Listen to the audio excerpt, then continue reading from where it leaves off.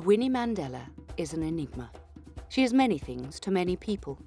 One thing for sure, her name is indelibly written on the pages of the apartheid story, and the struggle for freedom so linked to her former husband, Nelson Mandela. Her given name was Nomzamo, meaning one who tries. She certainly must have tried hard to achieve what she did in her early years. In a country where black education saw few people pass beyond the basics, she earned a degree in social work and followed up with a Bachelor of Arts, majoring in international relations. These were sophisticated aspirations for a woman in the 1950s, let alone in the stifling conservatism of South Africa. She became the country's first black social worker, male or female.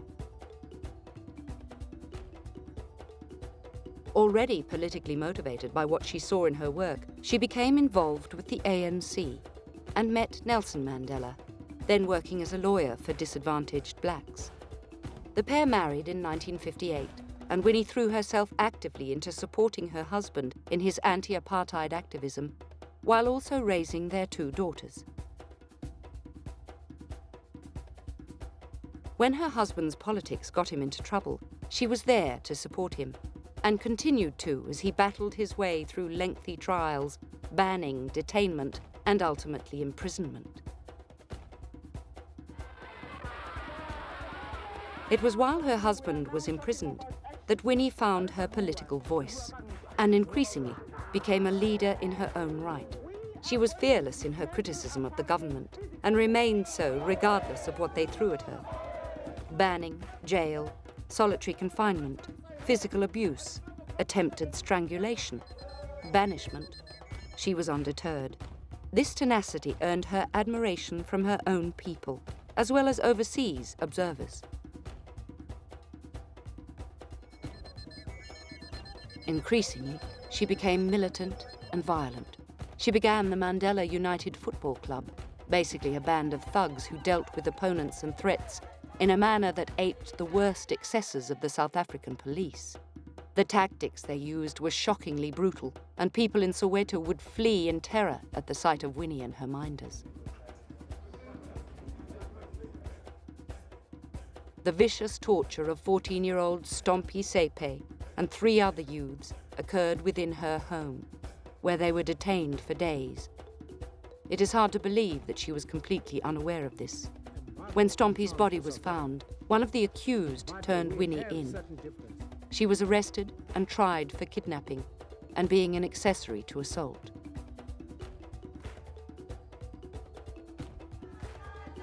By the time of the trial, Mandela had been released for some time. The nation was looking to him with hope for the future, but Winnie's trial cast a pall over things. Still, he refused to allow this to affect him and was with her throughout the trial. She was found guilty and sentenced to jail, but appealed and received only a fine.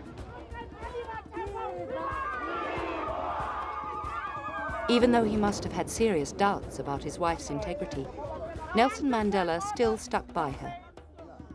Soon after, he discovered she had been unfaithful. That was the final straw and the end of the marriage.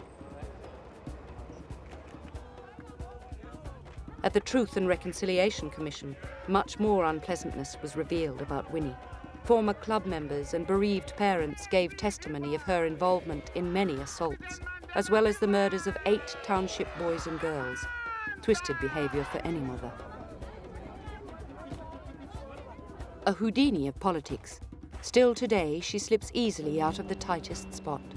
She remains a popular figure with voters, particularly the poor. Throughout, she has remained head of the ANC Women's League, which nominated her for deputy leadership of the ANC in 1997. In 2003, she was convicted of fraud involving over 1 million rand and received a suspended jail sentence. Despite her infamy, her apparently bulletproof popularity keeps her in with the ANC. In 2007, she received most votes for election onto the National Executive Committee of the ANC.